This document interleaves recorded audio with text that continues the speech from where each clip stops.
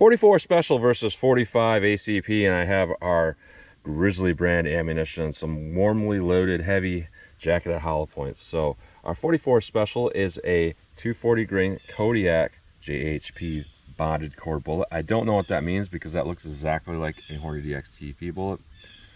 And our 45 ACP is a +P, a 230 grain jacketed hollow point.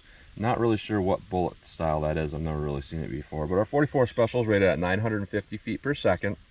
And our 45 ACP+P is rated at 1,000 feet per second. So those are loaded quite warmly for, you know, being 44 special and 45 ACP. So I'm going to use my Smith & Wesson Model 69 in 44 Magnum to test that 44 special, and that has a 4 1/4 inch barrel, and my Glock 41 with a 5.3 inch barrel. You might say that Glock has a full inch more barrel travel, but you know, when you look at the overall size of the guns, this is what I'm going for here. I'm looking for a similar overall size package, and a 4-inch revolver is about equivalent to a 5-inch auto, and on top of that, the amount of barrel travel you actually get from where the chamber is versus where the barrel starts here on the revolver, almost identical bullet travel overall. So we're going to see what we get with these. So we're going to go through the chronograph, see what kind of velocity and accuracy I get at the same time.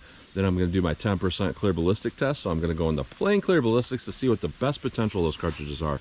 You know, just in case we get hollow point clogging with denim and we don't get to see what the expanded hollow point looks like, I like to do a plain shot with no denim or anything like that, just to get our best potential to get bullet expansion, so we can take a look at what that hollow point is supposed to look like. Then we're going to do a more of a real world simulation shot, 4 layers of denim on this first 3-inch piece that represents our pectoral muscle. Right after that, we're going to have a 1/4 inch medium density fiberboard right here to represent hitting ribs or sternum. And to more clear ballistics, that'll be more of our real world simulation. You got to remember, ballistics gel is not a 1-to-1 flesh ratio to a person, so 3 inches is really more like 1.5 inches of skin and pectoral muscle. So after that, we're going to shoot at the steel, see what kind of practical accuracy I can get with these. So let's get started with this test. All right, we have our 45 ACP+P 230 grain jacketed hollow point through my 5.3 inch barrel here. Let's see what I can get my Glock 41 here for velocity. Rated at 1,000. Let's see how close we get to 1,000 feet per second. 1,081. I pulled that a little bit left. 1,093. 1,087. This ammo is a little bit too warm for this Glock, I would say. I had this same issue where I had a malfunction a few times with some other Grizzly ammo in this pistol, so this is getting up there about 10mm power, so I can see why.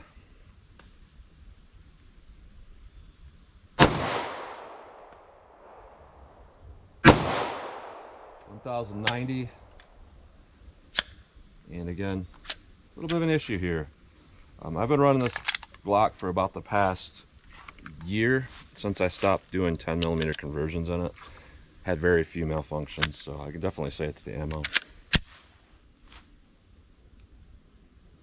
$1,076. Now, one thing we can say is it's definitely above our rated velocity. You know, we're hitting almost 1,100 feet per second with a 230 grain bullet. That's got some energy going on there. Now, our 44 special, this is rated at 950 feet per second. It is a 10 grain heavier bullet, 240 grain. Let's see how close I can get to 950 feet per second.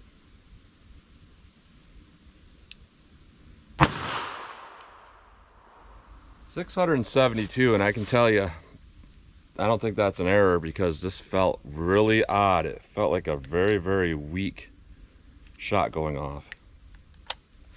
That's weird.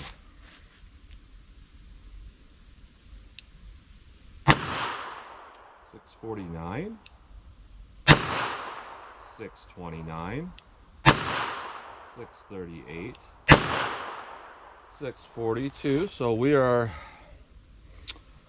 well over 300 feet per second below rated velocity.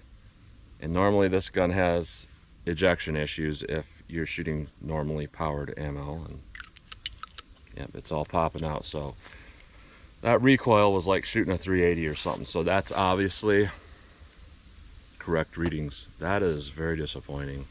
Let's set our ballistics gel block, see how these two compare. All right, our best potential shot in the plain clear ballistics. Let's see what we get here with our 45 ACP.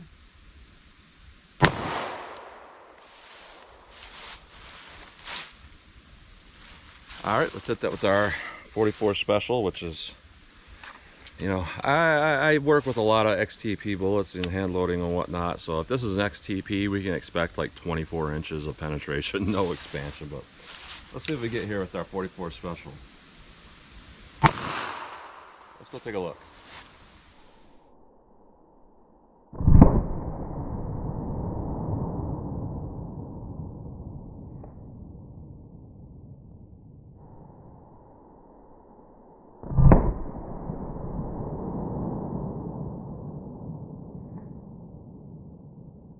All right, so overall that 45 ACP is really quite impressive on how hard it hits. Energy dump in the first 3 inches versus that 44 special. Obviously that 44 special isn't doing a darn thing at all.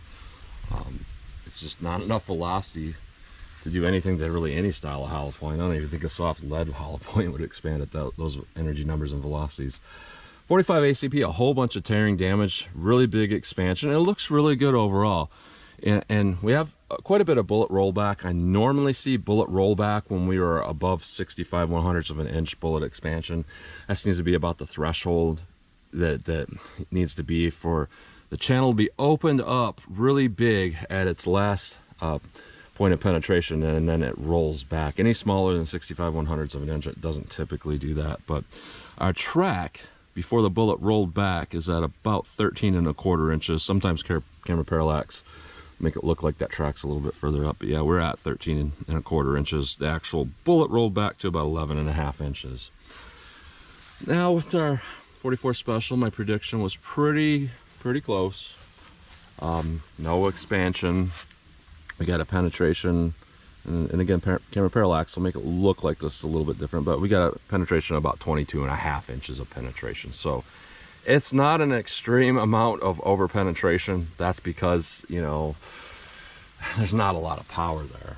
So when we put in our denim and our MDF, probably what we'll see with the 44 special is quite a bit less penetration, because, you know, we didn't get expansion. So all that's going to do is act as a barrier, and it'll probably stop that 44 around here. But let's put in our denim, put in our MDF, and see how these compare in more of our real world simulation. All right, more of our real world simulation. 4 layers of denim, 3 inches of clear ballistics, a 1/4 inch MDF. Generally, big diameter bullets that hit this hard, like to throw everything around, possibly throw that first 3 inch piece on the ground. But let's see what we get with our 45 ACP+P.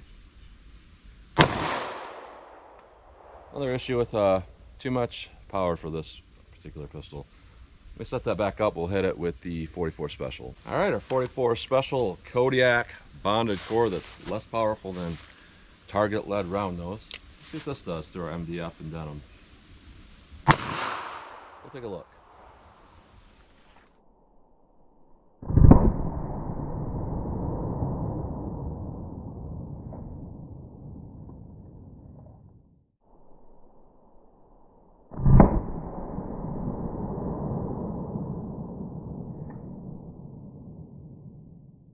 All right, so pretty close on my prediction there.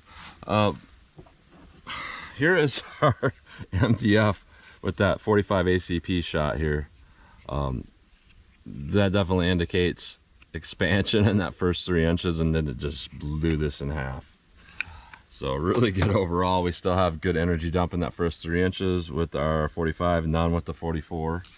I had to put up a new piece of MDF with our 44, and yeah, this is what we all expected to see, obviously. And you know, a lot of times the MDF will make a bullet penetrate further because it's making the expansion smaller. But in this case, because we didn't get expansion either way, it's just going to act as a barrier and push, you know, slow it down a little bit. Now with our 45 ACP, it looks like that MDF didn't really change its diameter all that much, and it still expanded really huge. So what I got is 13¼ inches, which I believe is about a 1/4 inch less than what we got without the MDF. So that would indicate that, you know, our expansion isn't changed all that much from that MDF impact. Now when we look at our 44 special, what we got going on here is about 16½ inches of penetration, and as you might expect, absolutely no expansion. So, you know, I'm not liking a lot of the things with either of these. The one thing is, you know, my Glock's not going to run that. I'd like to have it run that, but it's kind of obvious why it's not running it, because it's a very thin, it's a thin slide. Glock 41, it's actually a lot thinner, lighter than the Glock 20, even though it's got a longer barrel. And I've noticed that anytime you push this to a certain limit, it's not going to function. So it's not like, oh, this is a Glock 20 or something and I'm limp wristing it. It's just that that slide is just a little bit too light for stuff this powerful. It just doesn't want to run very well. So let's take these out of the block. We'll take a close-up look at them, then I'll shoot our steel, see what kind of practical accuracy I can get on steel. All right, so here's a close-up look at these bullets going through plain gel. Big significant difference here. Here's our 45 ACP, just fantastic expansion overall. Looks really, really good. And I'm surprised that whatever this bullet is, it held together with all that velocity, because a lot of times when you hit this much velocity and energy, you know, you get a lot of fragmentation, and this held together quite well. Did pretty well. Now when we look at our 44 Special here, I'm not convinced that's an XTP. I was at first, but I'm not exactly sure what that is. It looks very similar to an XTP, but those little cuts in it, those skives for expansion, look a little different than an XTP to me. So it probably is whatever this bonded core is that they say it is. Now when we go through our medium density fiberboard, 45 ACP actually looks a little bigger to me, to be honest. Really big expansion overall. And I'm really surprised because, again, especially with that much power hitting that medium density fiberboard, a lot of times you will get jacket separation and bullet fragmentation, but this thing held together at nearly 1100 feet per second, and I believe the energy was over 600 foot-pounds, so did pretty well. Now going through our MDF and denim, this is what you would definitely expect. If we're not going to get expansion in plain gel, we're not going to get it through MDF and denim, typically. Sometimes soft lead ones will. If you don't get it in plain gel, the MDF will cause that soft lead hollow point to expand out. But I mean, when we're talking regular jacketed hollow points with copper, they generally don't expand after going through the denim. So I would have liked to see what this is supposed to look like expanded, and my guess is it would have to be over 1,000 feet per second to expand very well. And we were not even close. So, you know, this is just odd to me that this did so well and had so much power, and this was so weak. So that's a close-up look at those. So I decided just to come back to 75 yards because there's not really anything practical that I can show here. If I try to fire quickly, this Glock will not run that. And that's not to say that it's not going to be fine to run in a 1911 that's, you know, 10-12 ounces heavier. Probably would run just fine, or even in a Glock 20, but it's not going to want to run in this Glock 41. But that doesn't mean I can't test its, you know, slower accuracy. So from 75 yards, I can try to hit that target, see how accurate it is for me. If it malfunctions, then I'll just clear it and keep going. But I'll see what I can get here. And then with our 44 Special, I wouldn't recommend that to anybody. So I'm just gonna, you know, plink from this distance, see how they do for me. So 45 ACP+P, 75 yards. Aim center mass. Try to relax, knowing that this is probably gonna malfunction anyway, and see if I can make any hits.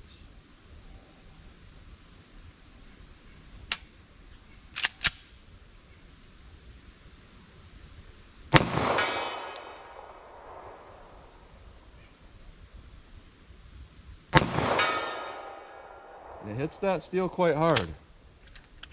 Yep, getting a little bit of nosedive jams going on here too. I would see that when I tried to run 45 Super in this. Just too much power. So this is basically like a de facto 45 Super. The ammo is.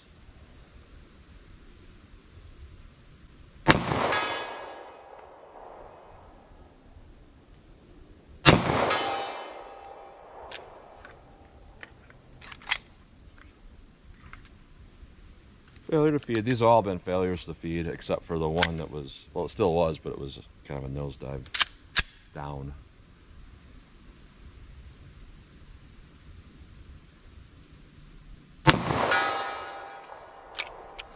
They all want to nosedive up most of the time here.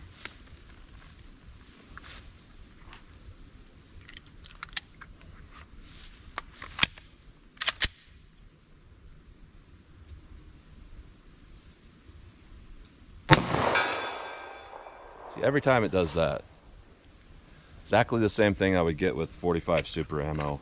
It's just too much power for a pistol this light. I have to stress it over and over again, because if I don't mention this as a Glock 41, people will continue to tell me it's a Glock 20 and how their Glock 20 doesn't have issues with this. So it's a little bit different.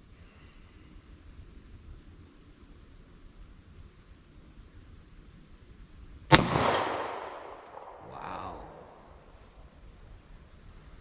Hit my camera protector plate, but that hit my camera too. Let me go take a look at that and I'll be right back. All right, so it's a good thing I went down and took a look at that, because what had happened is a bullet hit the steel that's right in front. It's an 8-inch piece of steel that's, you know, one of those Walmart, you know, shooting targets, and it hit it, and it caused it to hit the camera, and then the camera looped around back in front of the protector. So if I would have made another shot without realizing that, I would have destroyed my camera. And yeah, it hit that really hard. So I couldn't tell, you know, the camera's black, the protector's dark brown. I couldn't tell. So I'll keep going with this.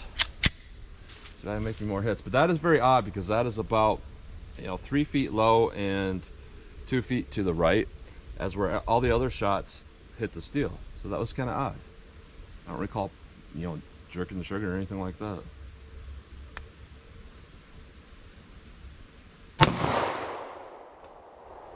A little bit high right.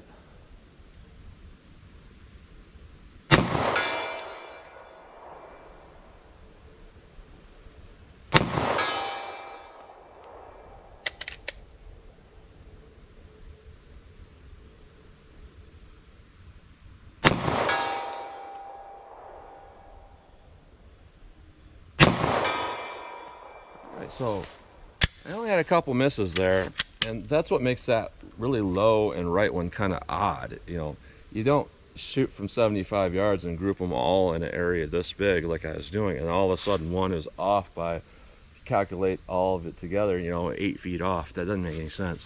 So 44 special, we won't have malfunctions with this, hopefully not.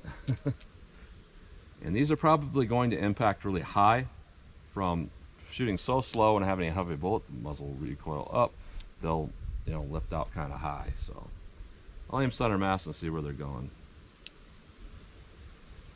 We hit.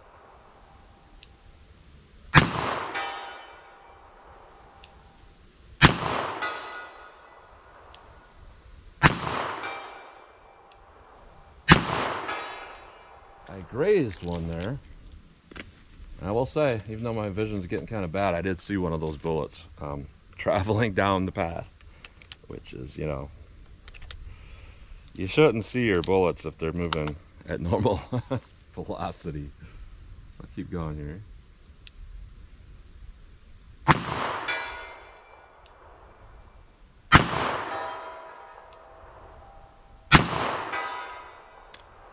Yeah, I think some of those impacts are definitely going a little bit high. I'm aiming center mass. So if I aim at the very lowest part of the target, it might hit more center.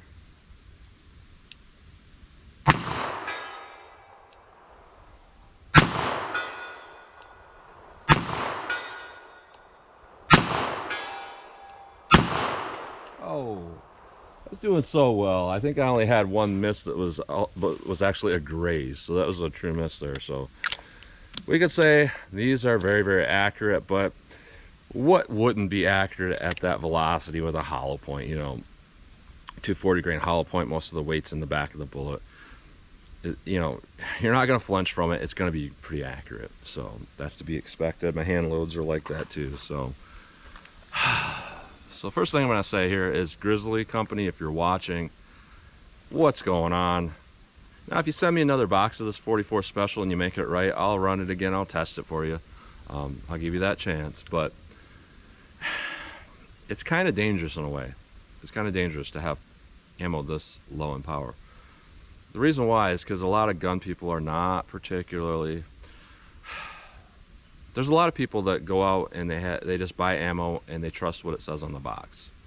So if somebody has, let's say, a GP100 44 special, and they're like, well, I'm going to go out and there's, you know, dangerous black bears or cougars, or maybe even a grizzly bear, and, you know, XTPs are good bullets, I know that, and all I got is this GP100 44 special, so how about I get a hot 44 special, and you know, Buffalo Bore makes ammo like this that legitimately does about 1,000 feet per second with their 240 grain 44 special, and, you know, they'll be like, well, Grizzly makes one, I'm going to buy this, and then they get charged by a grizzly bear and they pull out this 44 special GP100 and they fire 5-6 shots, and then nothing happens, and then the bear eats them. So I could foresee that happening. Now our 45 ACP, honestly, this should be listed as 45 Super. I mean, if the company tested this stuff and it is within the parameters of 45 ACP, we're not going over the maximum pressure of a 45 ACP+P. I don't recall what those, I think it's like 23,500 PSI, something like that. If you're within those pressure limits, then yes, it is a 45 ACP. But this is a de facto 45 Super as far as I'm concerned. We have 45 Super energy, all of that. So that's why I'm going to have some malfunctions on a little bit lighter pistol like this. And if you're going to run this stuff in a shorter barrel pistol like a Glock 36 like I used to have, or a little MMP 3.1 inch barrel, which I do plan to get one of those, this stuff probably wouldn't run. But it probably would run fine in a Glock 20 or a 1911. But this Glock 41 was just a little bit too light for it. So overall performance of our 45 ACP, without considering in my malfunctions, was actually pretty good. It had pretty good accuracy. We had a lot of velocity, a lot of damage. So overall, a really good cartridge. I just wish it would run this 44 special. This is messed up. Like, I don't understand this. You shouldn't get like 650 feet per second or less. You should get about 950 like it says out of a 4-inch barrel, because Buffalo Bore stuff does about that.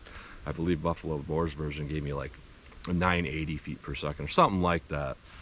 Did pretty well. So yeah, there's a lot to be desired with this 44 special. So that's what you get today. A little bit disappointing, but that's what you get. So as always, comment, share, and like, and thanks for watching.